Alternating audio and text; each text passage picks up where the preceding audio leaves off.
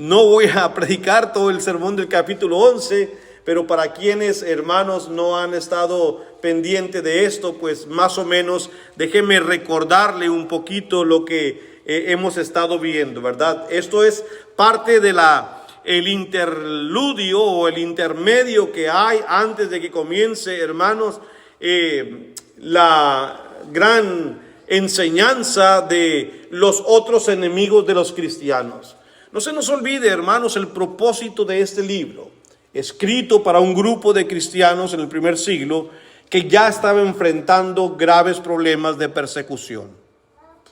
Eso es un libro que tiene como motivación, hermanos, dar fe, estimular a los cristianos que van a ser aguijoneados duramente. Y créanme, hermanos, que si usted y yo estuviésemos en una situación similar, nos interesaríamos mucho por leer este capítulo. Y yo creo que sí estamos, solamente que a veces no lo percibimos, no lo sentimos de esta manera.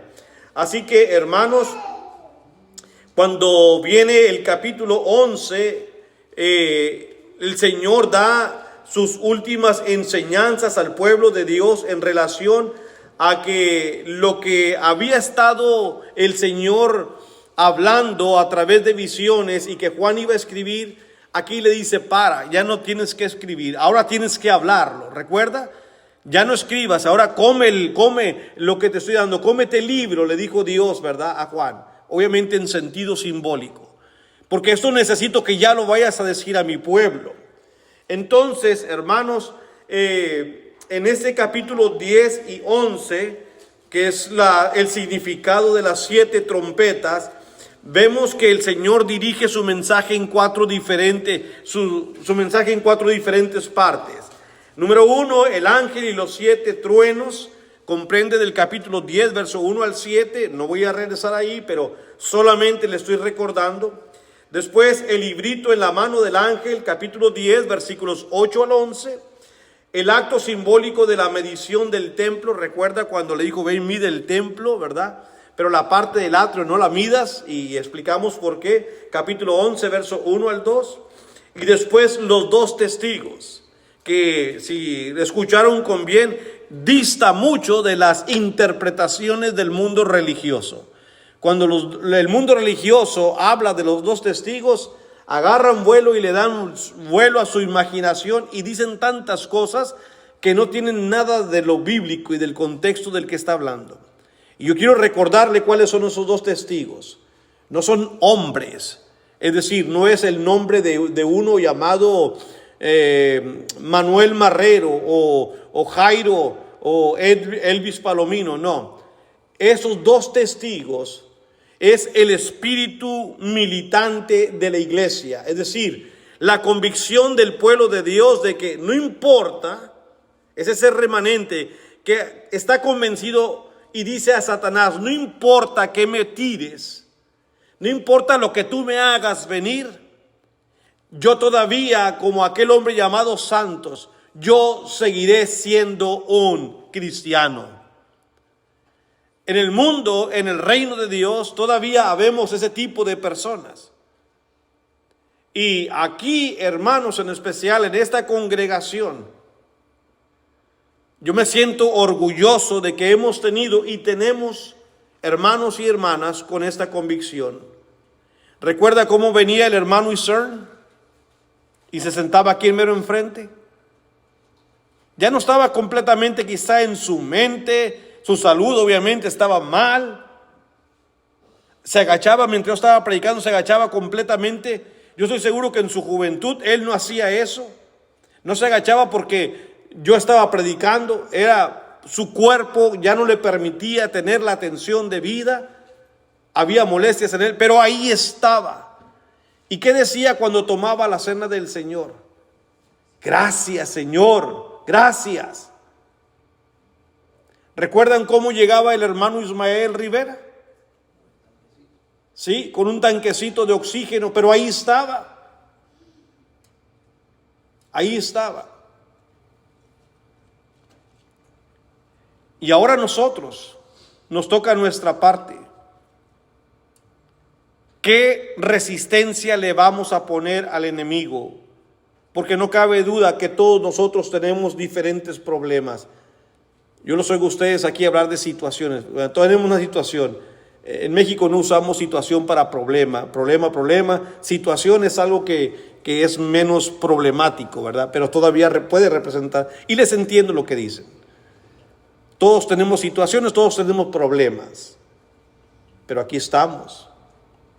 Pero muchos se han quedado.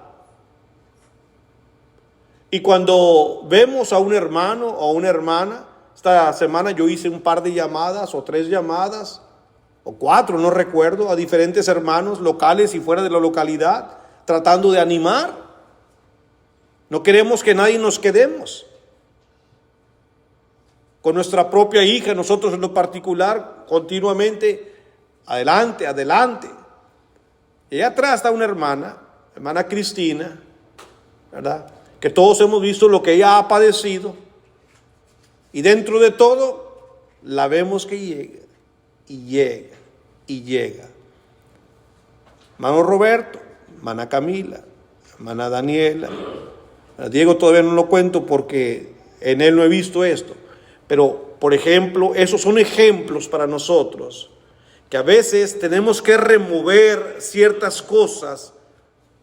Y no nomás para Roberto y Camila y mi hermana Daniela, es para todos nosotros. No debo solamente ponerlos a ellos. Para todos debemos remover cosas para no faltar a las reuniones.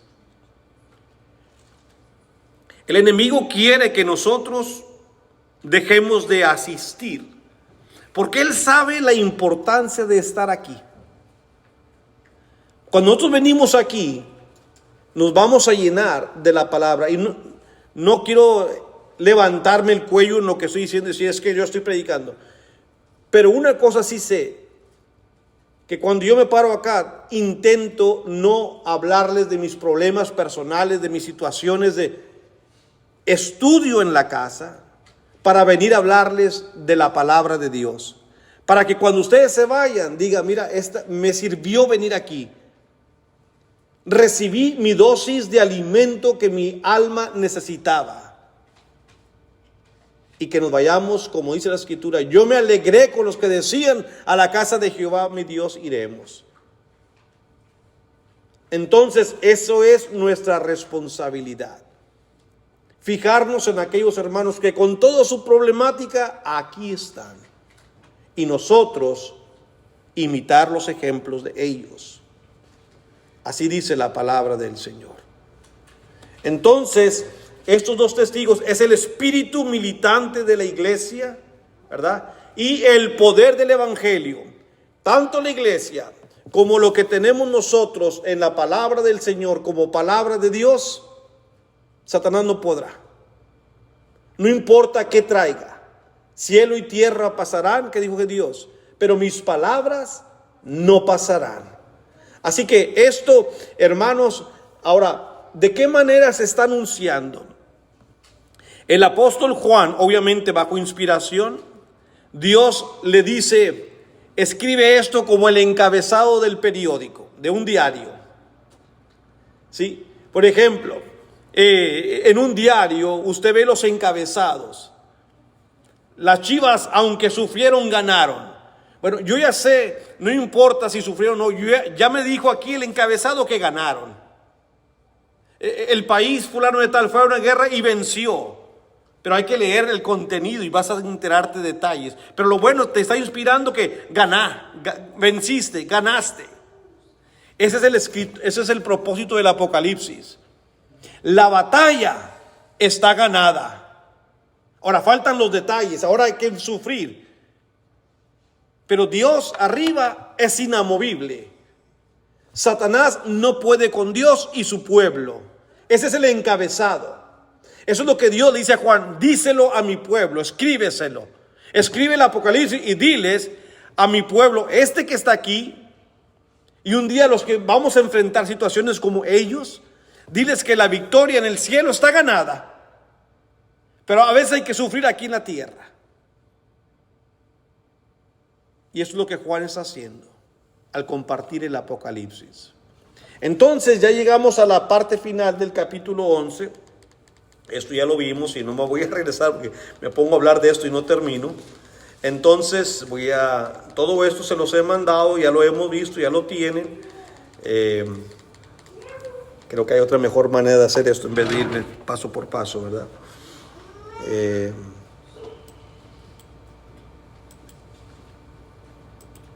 Sí, aquí nos quedamos en esta última.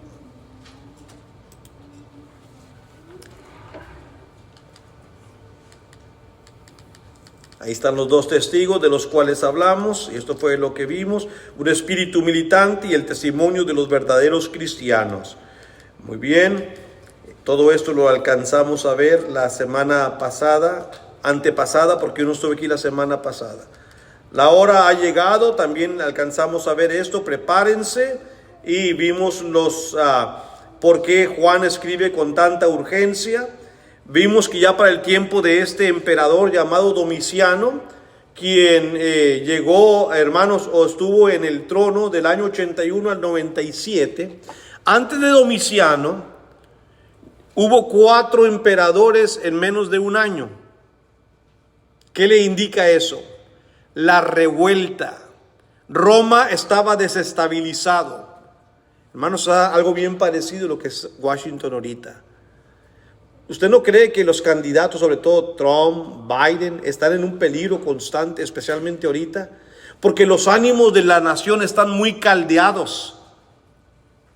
Las críticas son demasiado fuertes hacia uno y otro candidato, porque están muy desconforme con la política que está pasando. Así ocurrió antes del año 81, antes de que Domiciano fuera el emperador. Hubo 4 emperadores, llegaban y a los 2 meses los asesinaban. Otros subían y los volvían a asesinar. El Senado, sus primos, sus tíos, el mismo padre lo mandaba a asesinar. Había mucha desestabilización política. Y todo eso, hermanos, comenzó a reflejarse precisamente a traer más tribulación a los cristianos. Roma estaba desesperado y entonces, hermanos, habría que echarle la culpa a alguien. Y llegó a considerarse, hermanos, una pena capital si usted era un ateo. Pero mire, ¿a qué le llamaban ateo? Un ateo para ellos no era uno que no creía en Dios. Eras ateo si tú no estabas dispuesto a ofrecer la adoración al emperador. Como en el tiempo de Daniel, cuando se les dijo, al oír la voz de la bocina y la trompeta, todo el mundo tiene que arrodillarse ante el emperador, ante la estatua del Nabucodonosor, y el que no va a sufrir la pena capital. Exactamente lo mismo hizo Roma. No es que al cristiano no se le persiguió por creer en Cristo, en Jesús. Se le persiguió por creer solo en Jesús. Es decir, por no querer creer en la adoración al emperador. Sí, fueron 3 las causas, hermanos, finalmente que trajo a Roma hacia abajo, que destruyó, aunque no todavía falta tiempo para que Roma sea destruida. Ahorita Roma está como un pez nadando en el agua, se siente muy seguro. Sus emperadores siguen gozando de políticas extremas y no pasa nada. Son los amos y señores del mundo, los romanos, en ese tiempo de que Juan está escribiendo. ¿Sí? Nada les acontece, todo está bajo control, supuestamente. Pero hubo 3 cosas, hermanos, que Dios se valió para derribar a este imperio, del cual Daniel habló mucho y Juan también. La primera, hermanos, fueron los sucesos naturales, las catástrofes naturales. Me refiero a temblores, a huracanes, a inundaciones, todo ese tipo, hermanos, de eventos catastróficos que Dios puede usar. ¿No está pasando lo mismo acá? ¿Qué está pasando en Nueva York ahorita? ¿Cuándo había habido una inundación en Manhattan? ¿Cuándo pegaban los huracanes allá? Bueno, Dios está utilizando exactamente las mismas catástrofes naturales como un medio. Recuerde, hermanos, que en este mundo ni la hoja de un árbol se mueve sin la voluntad de Dios. Katrina venía para la Florida y de repente dio un giro inesperado para el hombre, no para Dios, y se fue derechito a New Orleans, la ciudad del pecado, como le llaman también ahora Las Vegas. ¿Y cuánta gente no murió y quedó ahogada? Dios puede utilizar terremotos, huracanes, tornados, todo este tipo de cosas, hermanos, porque Él tiene el control de la naturaleza. Esa fue una causa. La segunda fue la corrupción política de Roma, de sus gobernadores, de sus emperadores. Parece que estamos hablando acá. Es una vergüenza hoy en día, ¿no? Este país que un día fue la punta, hermanos, de la admiración mundial para muchos países. Hoy la política y los políticos como se manejan es horrible. Por ahí viene ya saliendo, se está sacudiendo. Es que no hay nada oculto que no se va a saber. El año pasado, todos los políticos republicanos y dominicanos, muchos de los artistas conocidos, muchos de los presentadores de televisión que nosotros decimos, wow, este hombre sí es bueno, esta mujer sí es buena, tuvieron una fiesta de 7 días en una isla exclusiva, allá, más allá de las Bahamas, de esas exclusivas, esas islas que se rentan. Que allá fueron por 7 días a tener sus basurero de cosas. Y todo un año estuvo oculto, pero ha comenzado a salir y a salir. Senadores, gobernadores, cantantes, deportistas, toda la gente importante que tiene y que manejan de alguna manera esto. Pero nos sorprendería saber. Yo cuando escuché la noticia dije, bueno, yo no sabía nada de eso y no quiero saber, pero tampoco me sorprende con la clase de personas que hoy en día están allá. Es que esa fue la segunda, las catástrofes naturales, ¿verdad? Y la segunda, fue la corrupción interna en la política.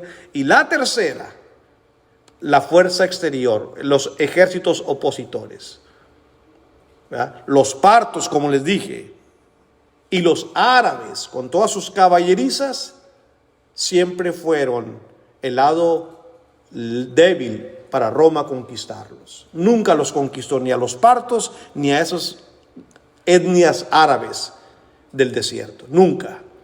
Y ellas venían y hacían infiltraciones al imperio romano constantemente. China puede ser un factor, Irán, Rusia puede ser un factor, que si este país no se arrepiente de lo que está haciendo y no vuelve a los senderos que lo llevaron a ser una gran nación que confía en Dios, como dice the pledge of allegiance, el juramento a la bandera, incluso en el dinero, en Dios confiamos. Si no vuelven a esos principios, Dios puede poner abajo esta nación, como ha puesto, y lo vamos a ver ahorita en unas estatuas, a Babilonia, a Siria, a Grecia y a Roma. Los 4 imperios de los cuales habló Dios a través del profeta Daniel.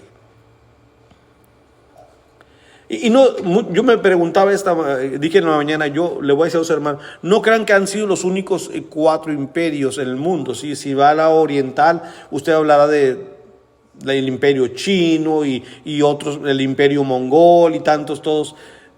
Pero Dios está hablando de los que tuvieron que ver directamente con su pueblo, ¿verdad? El mundo se ha manejado siempre de muchas maneras, pero Dios y la Biblia nos habla de lo que tuvieron que ver directamente con el pueblo de Dios, tanto en el Antiguo como en el Nuevo Testamento.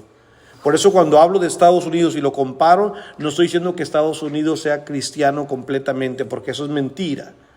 Pero lo que sí vemos, al menos la época que nos ha tocado a usted y a mí vivir, es que esta nación, ¿quién puede negar que ha sido grandemente bendecida por Dios? Y cuando usted conoce la historia de esta nación, parece mucho a cómo Dios bendijo muchas veces a su pueblo. Sin embargo, La altivez y la arrogancia, el orgullo de creer que tú puedes hacerlo todo y no te pasa nada, es la pieza que te trae hacia abajo, ¿verdad? Bueno, entonces todo esto, hermanos, lo estuvimos viendo en los capítulos anteriores. El confort para los santos. Abra su Biblia conmigo en Apocalipsis, obviamente, capítulo 11.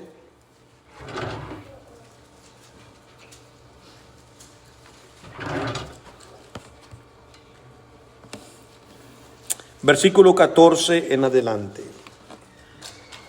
Dice la escritura así, Apocalipsis capítulo 11, versículos 14. Todavía no, ya se han tocado 6 trompetas. Dice el versículo 14, el segundo ay pasó, he aquí el tercer ay viene pronto. Verso 15. El séptimo ángel tocó la trompeta y hubo grandes voces en el cielo que decían, los reinos del mundo han venido a ser de nuestro Señor y de su Cristo, y Él reinará por los siglos de los siglos. Dice la palabra del Señor.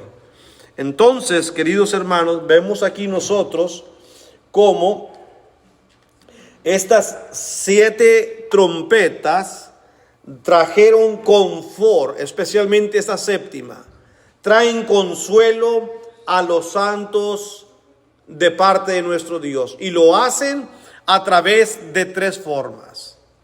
Esta séptima trompeta que va a tocar, hermanos, la cual también vamos a ver en un momento más en detalle, del versículo 15 hasta el versículo 19, dice que cuando el séptimo ángel tocó la trompeta y hubo grandes voces en el cielo, allá hubo un regocijo que decían, los reinos del mundo han venido a ser de nuestro Señor y de su Cristo, y Él reinará por los siglos de los siglos. Si usted hoy en día le dice a alguien que Cristo está reinando, lo más seguro es que le digan, usted está loco, o usted no está consciente del mundo en que vive. ¿Cómo es que reina Cristo? No ve tanta maldad.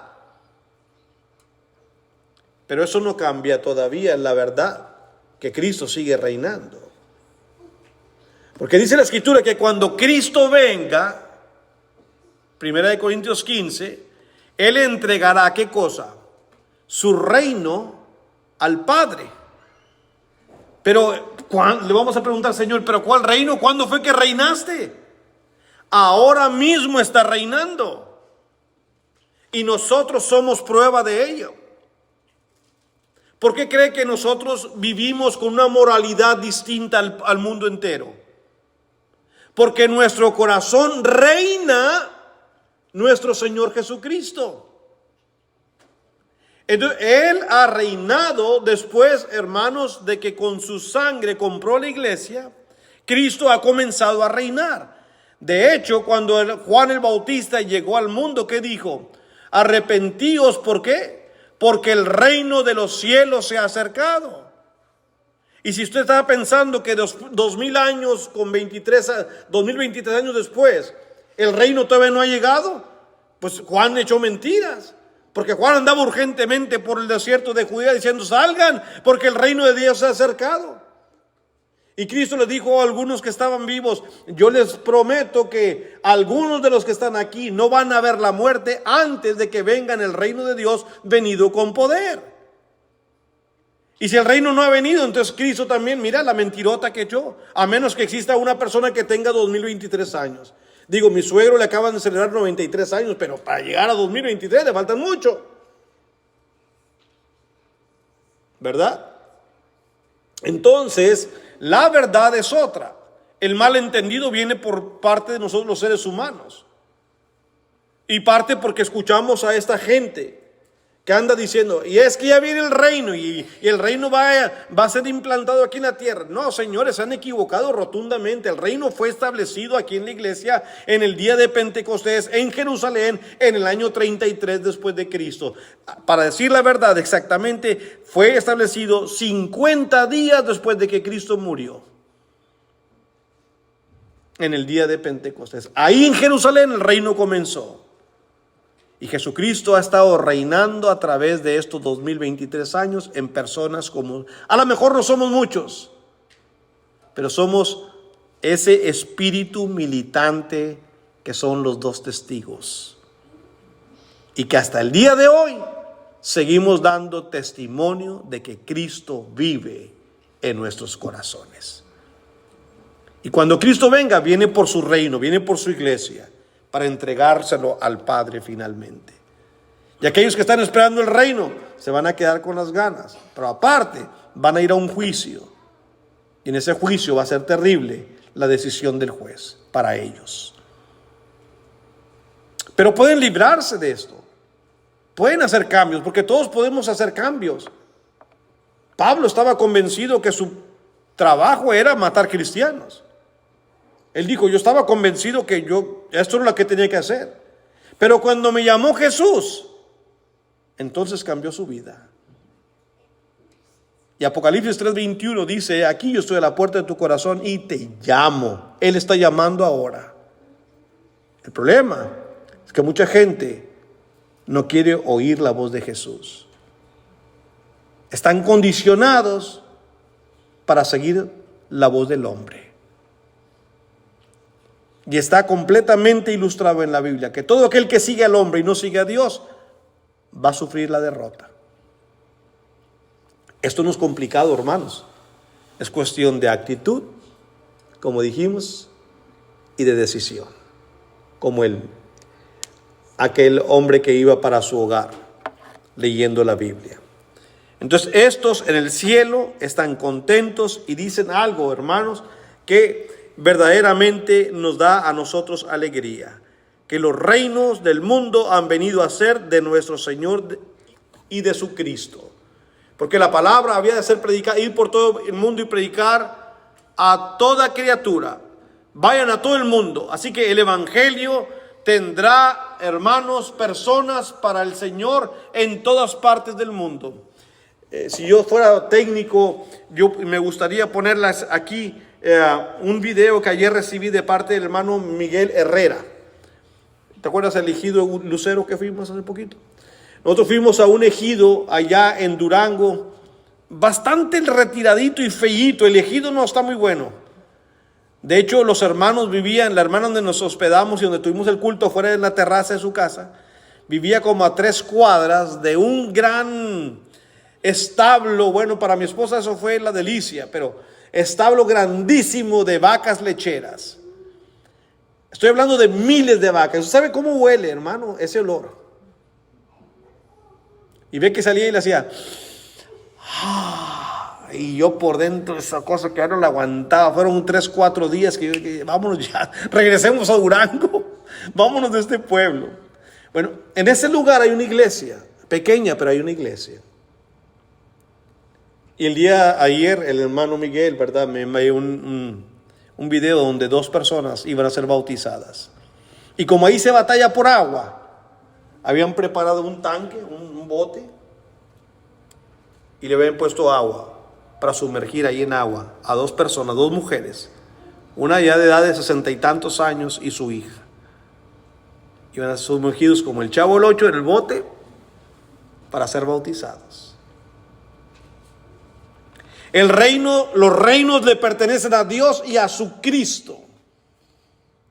Y estoy seguro que así en muchas partes del mundo Dios sigue rescatando almas a través de la predicación y la exposición de su reino, de su evangelio. Solo que no nos damos cuenta, pero esto sigue pasando. Y eso, hermanos, es algo muy hermoso. Así que el confort llega a los cristianos. En esta visión debemos recordar que es la respuesta que Dios le está dando a la petición de los santos. ¿Cuál petición habían hecho? Regresemos tantito al capítulo 8. Versículos 1 al 5, dice la escritura así. Esta es una petición que habían hecho a Dios. Apocalipsis 8, versículos 1 al 5. Dice la escritura que cuando abrió el 7º sello, se hizo silencio en el cielo como por media hora. Y vi a los 7 ángeles que estaban en pie ante Dios, y se les dieron 7 trompetas. Otro ángel vino entonces y se paró ante el altar con un incensario de oro. Y se le dio mucho incienso para añadirlo a las oraciones de todos los santos sobre el altar de oro que estaba delante del trono. Y de la mano del ángel subió a la presencia de Dios el humo del incienso con las oraciones de los santos. Y el ángel tomó el incensario y lo llenó de fuego del altar y lo arrojó a la tierra. Y hubo truenos y voces y relámpagos y un terremoto. Entonces, en estas oraciones que todos los santos están hablando a Dios, la séptima trompeta es la respuesta que Dios le va a dar a esas oraciones. Ellos están clamando, ellos están pidiendo ayuda. ¿Y por qué digo que esto es un confort?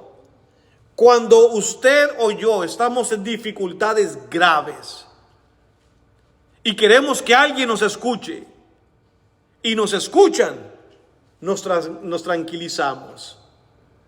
Cuando nosotros en nuestras tribulaciones queremos que Dios nos escuche, vamos a Dios en oración. Tengamos la certeza que Dios nos está escuchando. Porque Dios, hermanos, oye a sus hijos y a sus hijas que claman con la actitud de un corazón contrito y humillado delante de la presencia de Dios.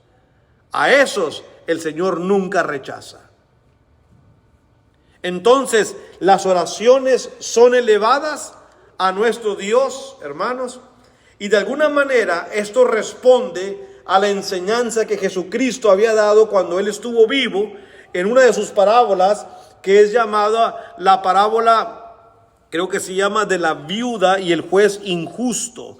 Vaya conmigo a Lucas capítulo 18. Lucas capítulo 18 y en los versículos 7 en adelante. Sí, parábola de la viuda y el juez injusto.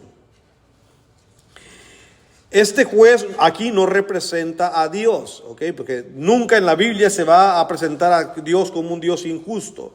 Esta es una parábola donde el Señor habla de un hombre que era juez, pero que era un poco injusto, o que era injusto. Déjeme quitarle el adjetivo poco. Era injusto. Voy a decirlo como la Biblia lo dice. Y le voy a leer el versículo 1 para que si acaso no lo ha leído sepa de qué está hablando. Lucas 18, verso 1. También les refirió Jesús una parábola sobre la necesidad de orar siempre y no desmayar. ¿Por qué dijo el Señor esta parábola? ¿Qué es lo que tiene en su mente enseñar? La necesidad de orar y no desmayar. No se pierda en la parábola, siempre rescate. ¿Por qué el Señor dice esto? Mira, aquí nos dice.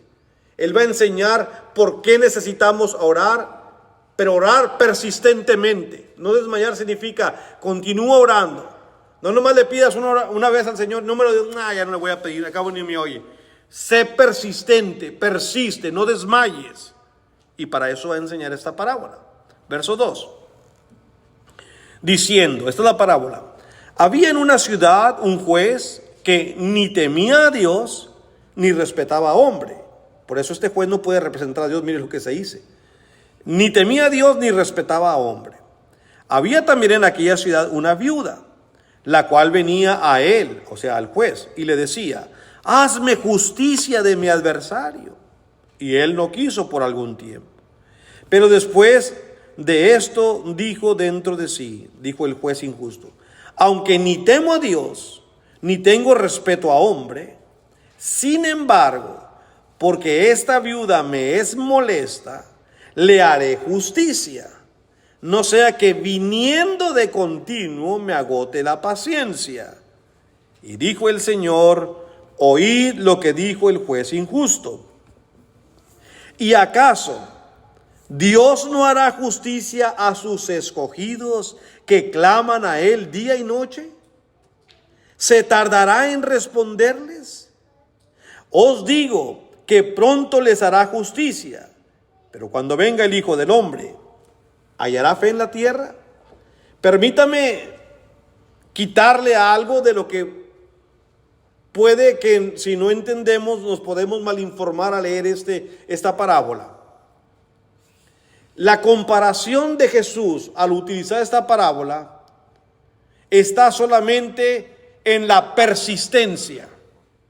en continuar. No es que Dios va a decir como este juez injusto: le voy a hacer caso porque no sea que me rompa la paciencia y ya me es molestia que esta mujer venga y venga. Dios no es así. Eso no es lo que Jesús quiere que aprendamos. Eso lo dijo el hombre, ese juez, porque es injusto. Es humano. Dios no responde así.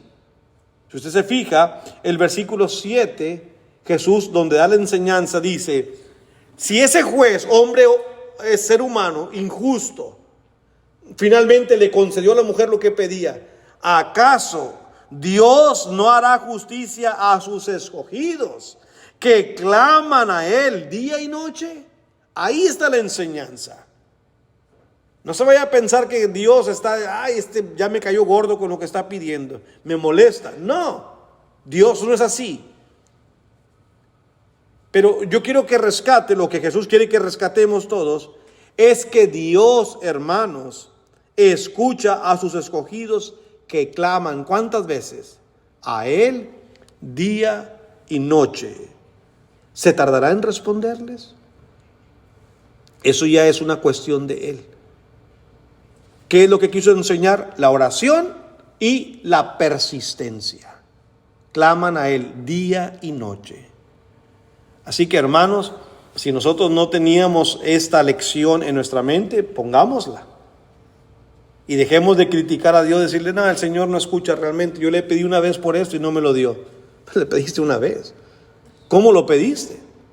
Y también hay que respetar la voluntad de Dios. Así que son varios factores que hay que ver en nuestras oraciones.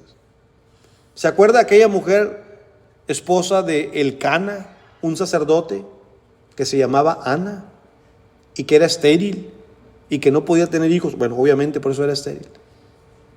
La Biblia la retrata y nos dice en una ocasión que comenzó a orar. Y oró, y oró, y oró por mucho tiempo. Pero no salían palabras, solamente sus labios se movían. Tanto que el sacerdote le dijo: ya, disipa tu vino. Pensó que estaba ebria. Y dijo ella: no, yo no estoy ebria. Yo estoy volcando mi alma hacia el Señor. Estoy hablando con Dios. ¿Ha orado alguna vez así usted? No, hermanos, que yo cuando voy a orar ya para dormirme, pues hago mi oración, pero me quedo dormido. Pues por eso, si te quedas dormido, hay veces que necesitamos orar como Ana. Hacer un lugar, un espacio. Quiero hablar con Dios. Ustedes no se acuerdan porque son muy jóvenes, pero nosotros que vivimos de otra edad, anteriormente en las esquinas habían teléfonos públicos y había una casetita. Y uno se metía a la caseta para hablar. Y mientras la caseta está cerrada, nadie podía entrar, nomás usted. ¿Por qué no hacemos eso con Dios? Voy a orar, hijos. Cierre su puerta y háblale a Dios. Platique con Dios. El versículo dice: ¿acaso Dios se tardará en responderles? ¿Acaso Dios no hará justicia a sus escogidos que claman a Él? Pero hablemos con Dios y Él nos va a escuchar. La segunda manera en que esta última trompeta también trae confort a los cristianos es que explica el origen del sufrimiento por el cual Dios les está pidiendo que soporten. Sí, estas trompetas, las 7 que están sonando, les enseñan a ellos cuál fue el origen. Y yo les voy a explicar rápidamente.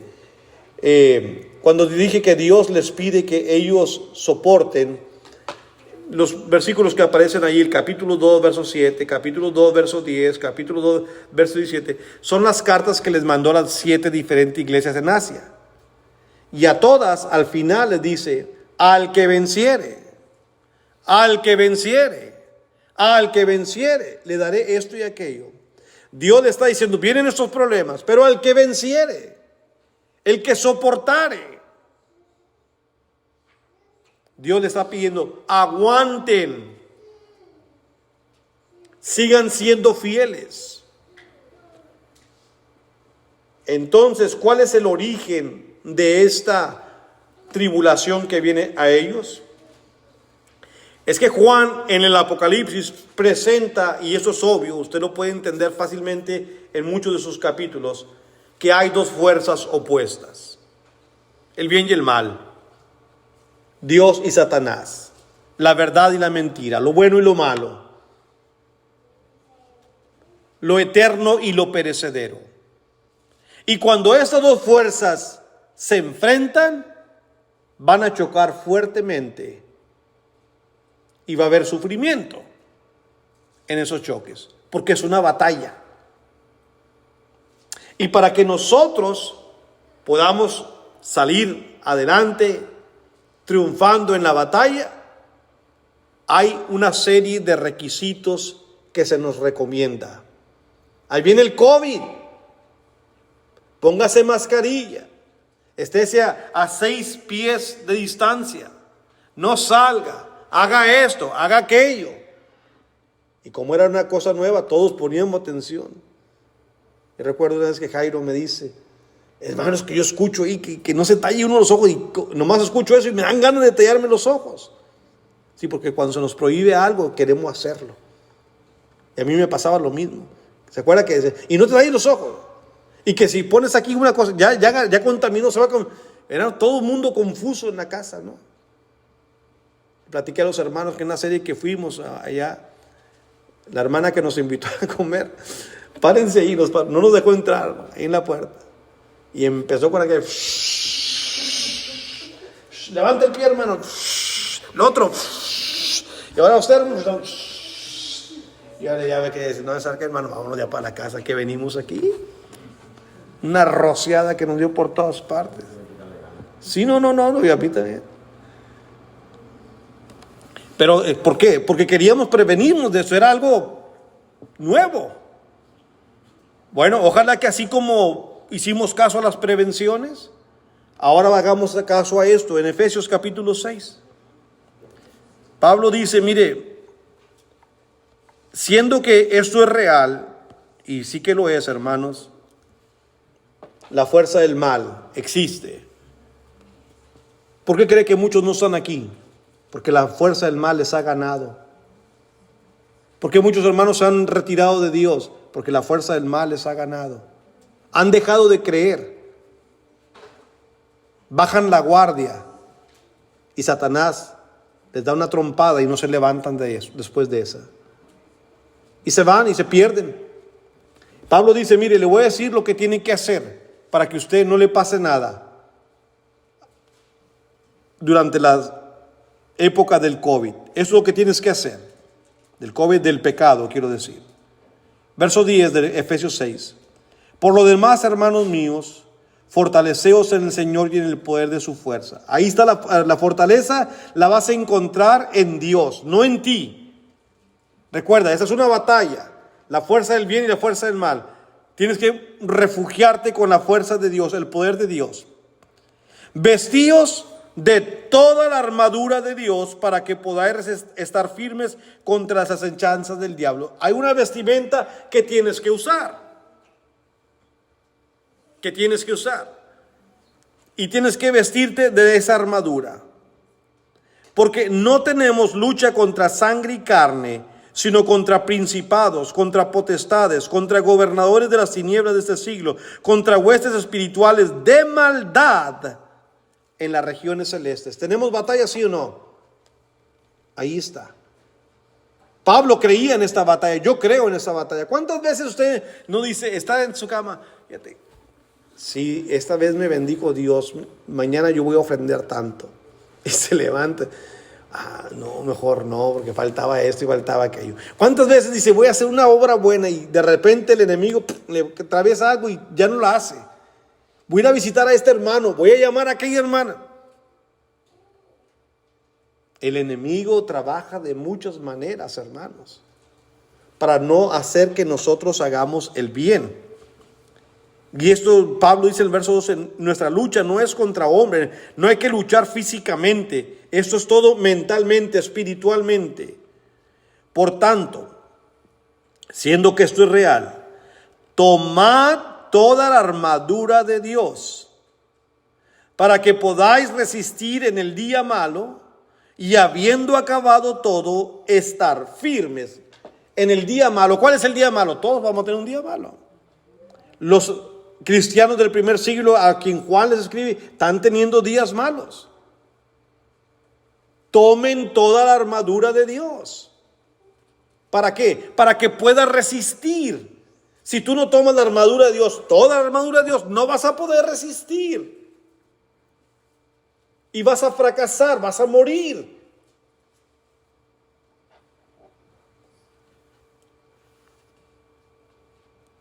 ¿Y cuál es esa armadura?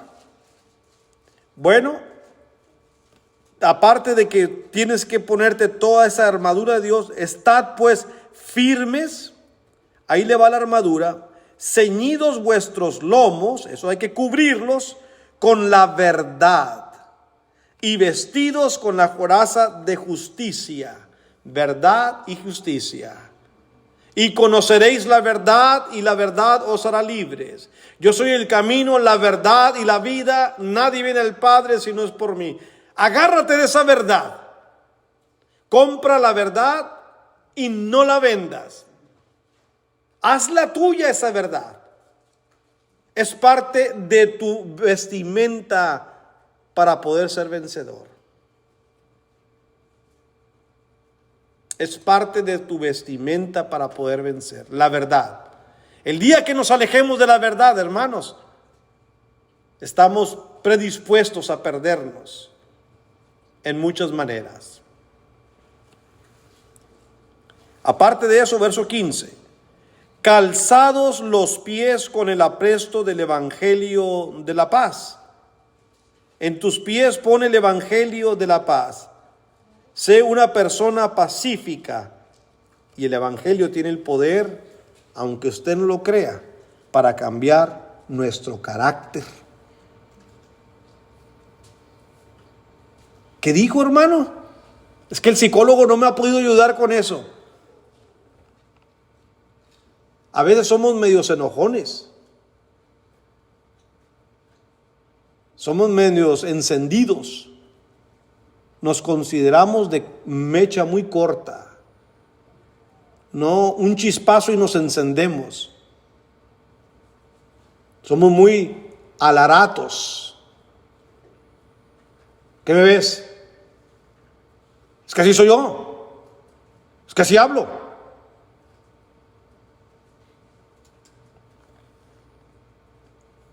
Dios puede cambiar eso. ¿Cómo? Pues con su palabra. Nos dice, si es posible de vosotros, estad en paz con todos. Y si yo le hablo a mi esposa, ¿qué me ves? ¿O es que si yo hablo? ¿Usted cree que va a haber paz ahí?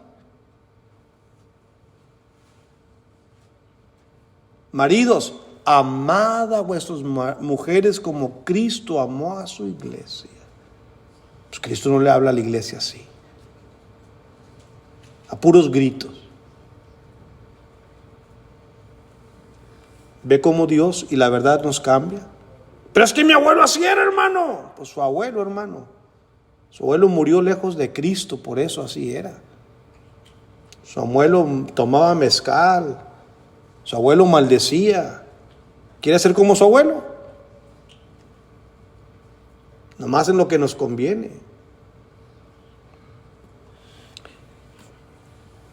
Ponte en tus calzados el apresto del evangelio de la paz.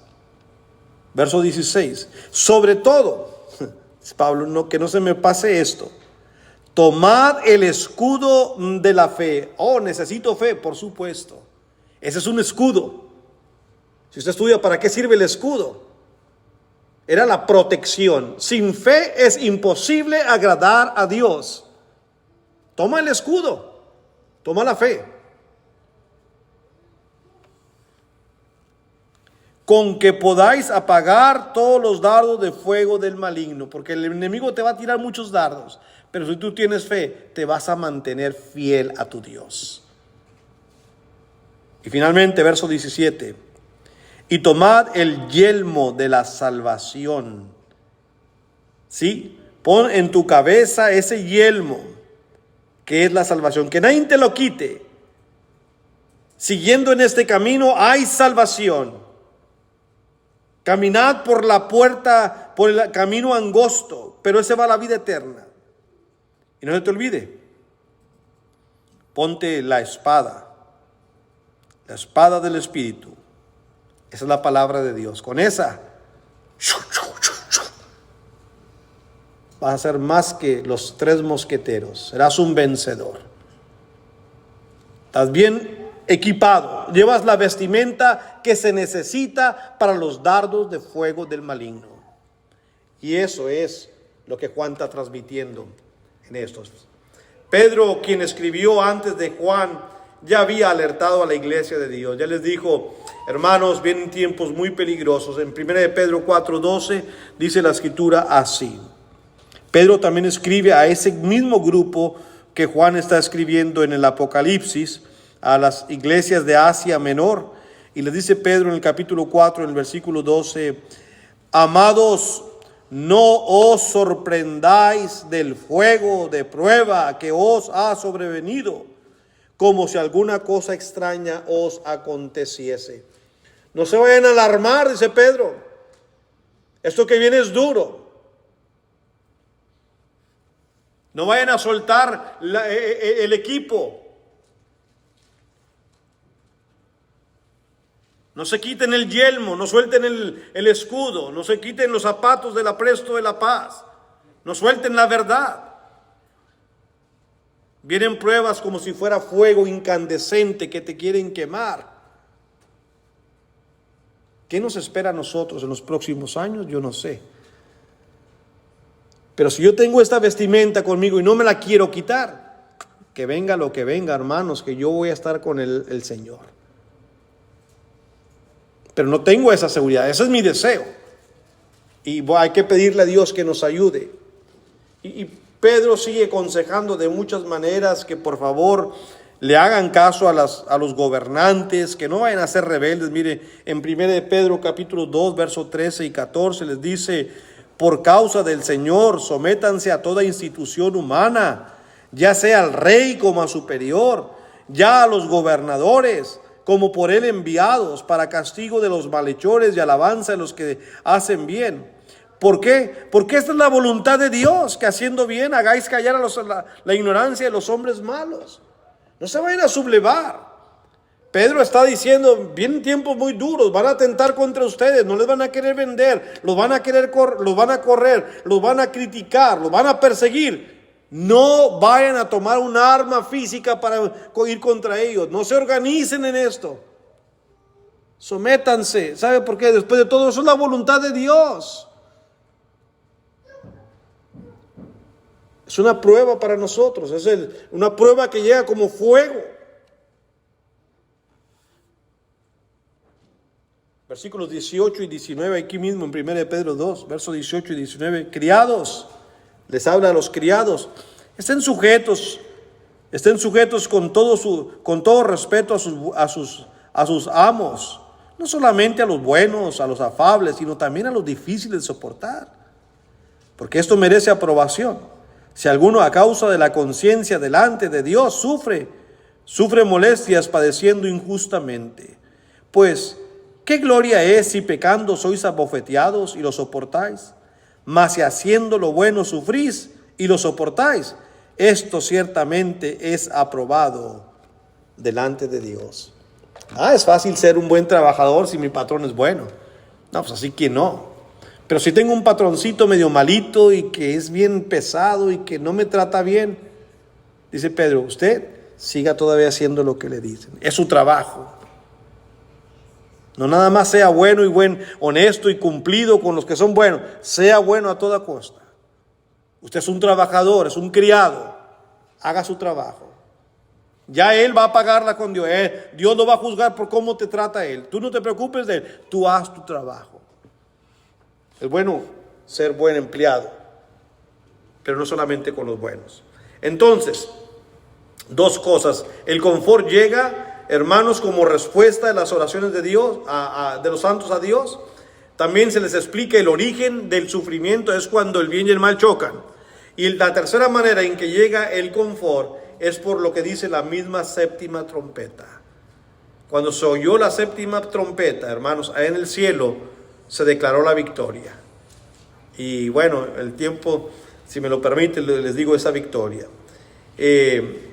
Allí hay un gran contraste entre las 6 previas trompetas anteriores y esta última. Porque en esta última es la vindicación de la resistencia de los santos. En el cielo los 24 ancianos se postran ante el Señor y dicen: los reinos de la tierra ahora le pertenecen a Dios y a su Cristo. Y todo esto, hermanos, es algo que los cristianos del primer siglo necesitaban oír. No les quita el dolor esto, pero sí les ayuda a entender por qué están siendo sometidos a estas pruebas.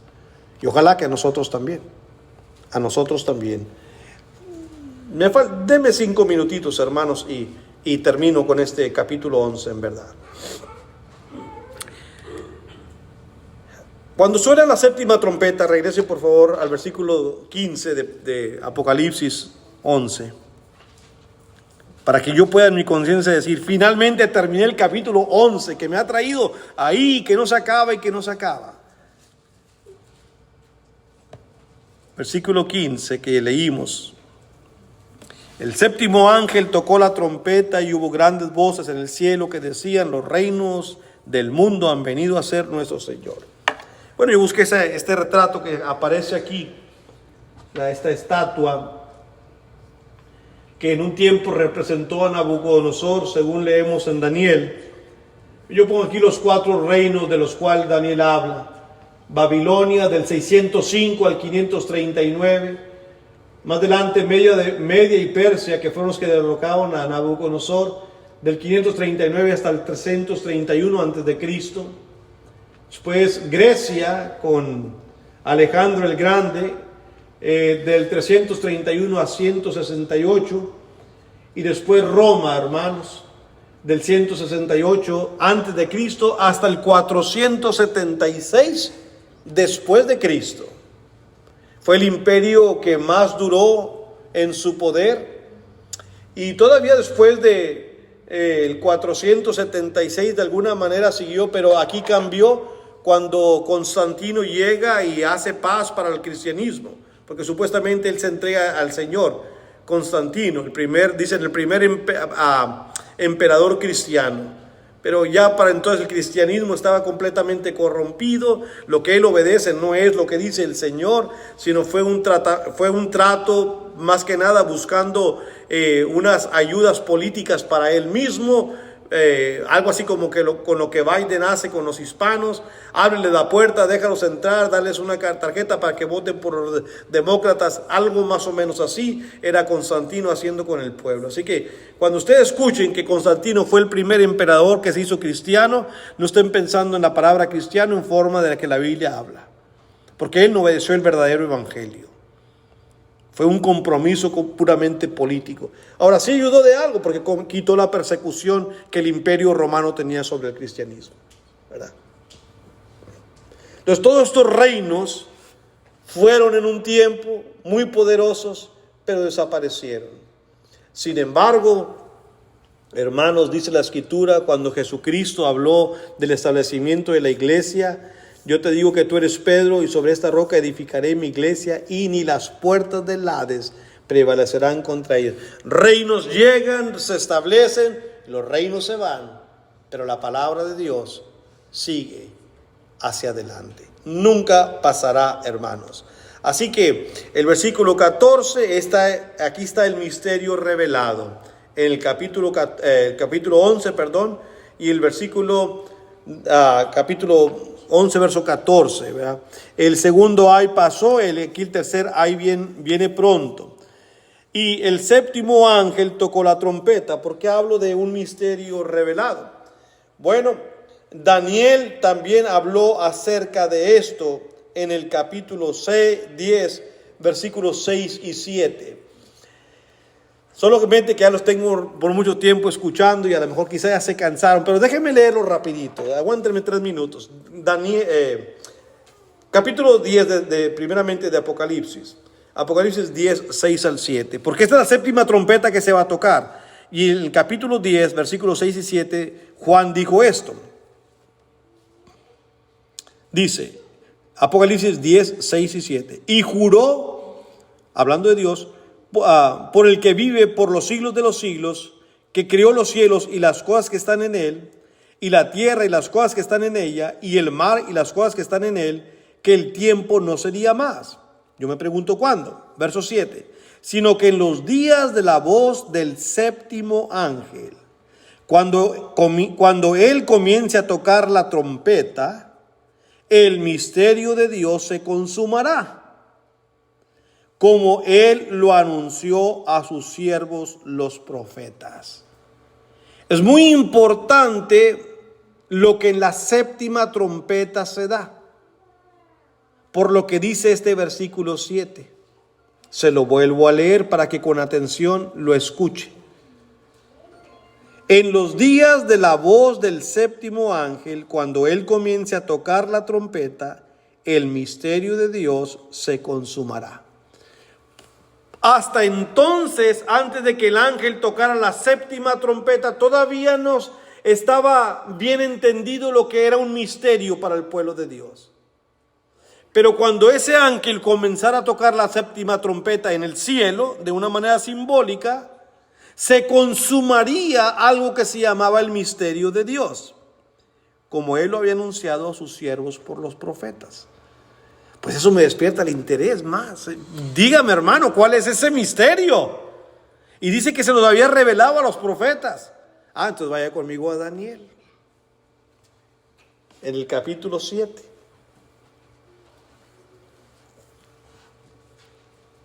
Recuerde que Daniel y Ezequiel tienen mucho que ver con el Apocalipsis.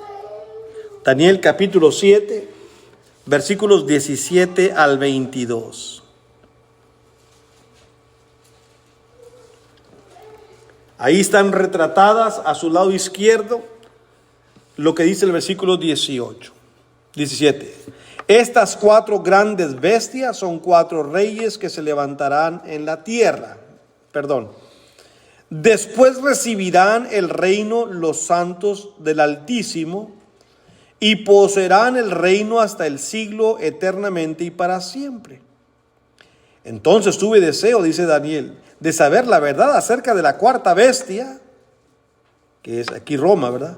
Que era tan diferente de todas las otras, espantosa en gran manera. Aquí está hablando del emperador, en ese tiempo. Que tenía dientes de hierro, uñas de bronce, que devoraba y desmenuzaba y las sobras hollaba con sus pies. Asimismo acerca de los 10 cuernos que tenía en su cabeza y del otro que le había salido, delante del cual había caído 3. Y este mismo cuerno tenía ojos y boca que hablaba con grandes cosas y parecía más grande que sus compañeros. Dice Daniel, y veía yo este cuerno que hacía guerra contra los santos y los vencía, hasta que vino el anciano de días y se dio el juicio a los santos del Altísimo, y llegó el tiempo y los santos recibieron el reino. Ese cuerno, ¿cómo molestó? Es un rey que hizo guerra a los santos y parecía que todo controlaba y ganaba, porque dice el versículo 21, yo veía que este cuerno hacía guerra contra los santos y los venció. Recuerda cuando aquí mismo en el capítulo 11 nos habló de los 2 testigos y que parecía que murieron, mataron a los 2, pero al tercer día resucitaron. Es lo que Dios había revelado. Versículo 25, de ahí mismo de Daniel 7.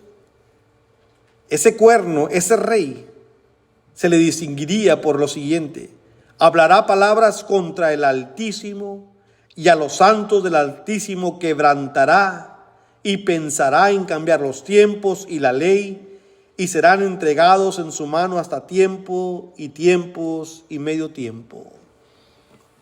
No puede ser otro más que Vespasiano, el que hizo una pena capital que usted no le rindiera adoración al emperador. Cambió las leyes, los tiempos, pero por un tiempo, porque todo está reservado para el eterno juicio de nuestro Dios. Regresa a Apocalipsis 11.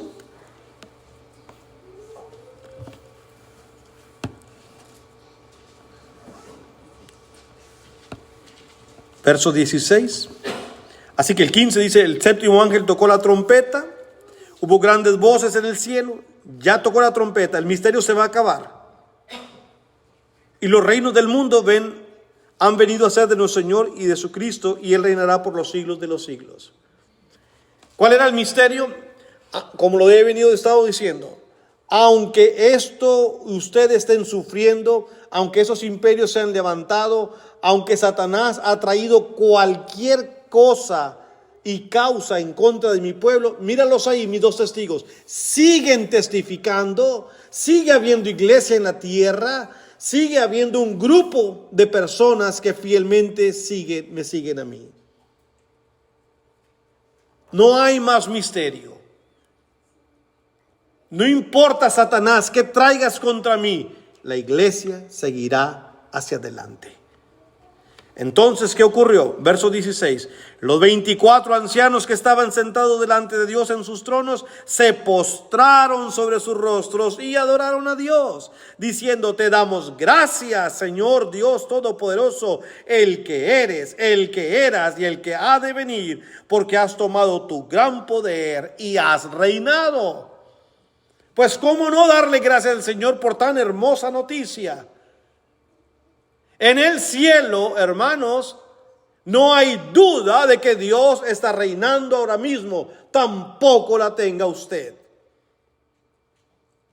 No importa qué mal estén las cosas, Dios sigue reinando entre nosotros. Y esta es la respuesta a todo lo que el hombre de afuera, sin el conocimiento de la verdad, no sabe. Terminamos leyendo verso 18. Y se airaron las naciones, y tu ira ha venido, porque cuando se tocaba la séptima trompeta, la ira de Dios se desataría, y el tiempo de juzgar a los muertos, y de dar el galardón a tus siervos, los profetas, a los santos y a los que temen tu nombre, a los pequeños y a los grandes, dice, y a los grandes, y de destruir a los que destruyen la tierra.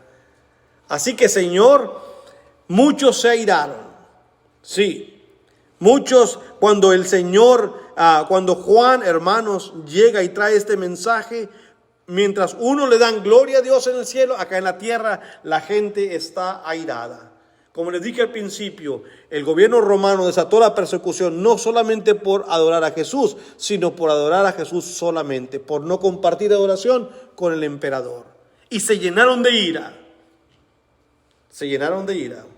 Y como esto no es el juicio final, sino es un juicio temporal del cual estamos hablando, el mundo entero siguió su persecución contra el cristiano.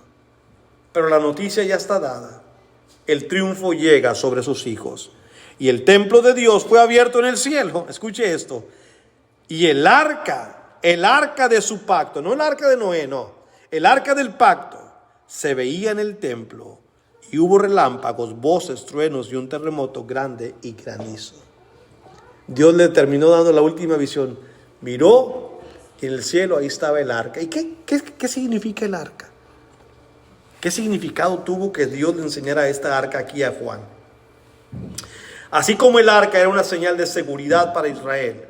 ¿Se acuerda? En el Antiguo Testamento, donde quiera que iba el pueblo, iba el arca delante de ellos. Y mientras el arca estuviera con ellos, el pueblo estaba seguro. ¿Por qué? Porque del arca salía la presencia de Dios. Dios estaba con ellos. Así que si el arca está aquí y está protegida, es que Dios está con nosotros. ¿Quién me puede hacer algo malo? Dios le da la última visión. Vio el arca. La seguridad para Israel. Dios le asegura a su iglesia que nunca la dejará y que siempre la va a proteger. Y esos textos nos hablan de solamente una cosa: la fidelidad de Dios. Segunda de Timoteo, se los leo a manera de matralleta. Segunda de Timoteo, capítulo 2 y versículo 13. Si fuéramos infieles, Él permanece fiel. Él no puede negarse a sí mismo. No importa que nosotros sigamos creyendo o no sigamos creyendo, fieles o no, Dios sigue siendo fiel a sus promesas. Josué capítulo 23 y versículo 14, quise traerles uno del Antiguo Testamento para que vean la manera que se expresó este siervo de Dios. Cuando estaba a punto de morir, les dice el pueblo de Dios, Josué 23, 14, escuche. Y he aquí, dice, que yo ya estoy para entrar hoy por el camino de toda la tierra, es decir, voy a morir. Reconoced pues con todo vuestro corazón y con toda vuestra alma que no ha faltado una palabra de todas las buenas palabras que Jehová vuestro Dios había dicho de vosotros. Todas os han acontecido. No ha faltado ninguna de ellas. Qué tremenda declaración de Josué. Me voy a ir, pero yo quiero asegurar una cosa, que de lo que Dios nos prometió, ninguna cosa ha faltado.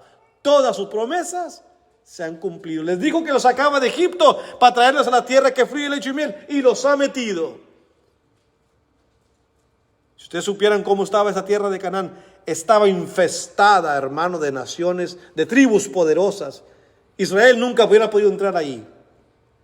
Pero Dios, una a una, sacó a todos los que estaban ahí y los introdujo a esa tierra que ellos no labraron, a esos lagares que ellos no tuvieron que escarbar, a esos pozos que ellos no tuvieron que cavar. Dios les dio una tierra, y es lo que Josué les dijo. Un último texto, Romanos capítulo 3. Romanos capítulo 3, versículos 3 y 4. Dice el apóstol Pablo: pues que si algunos de ellos han sido incrédulos, ¿su incredulidad habrá hecho nula la fidelidad de Dios? En ninguna manera. Antes bien, sea Dios veraz y todo hombre mentiroso, como está escrito, para que seas justificado en tus palabras y venzas cuando fueres juzgados. Hermanos, créame que para mí estar preparando esos sermones de Apocalipsis ha sido súper beneficioso. He reforzado mi fe en las cosas de Dios. Creo demasiado en el poder del Señor. Tengo mucha confianza en Dios. Y ojalá que a través de esos sermones les haga sentir lo mismo. Y que ustedes en la palabra descubran lo que está escrito. Tenemos un Dios todopoderoso. No hay motivo, ninguno solo, para apartarnos de Él. Dios les bendiga.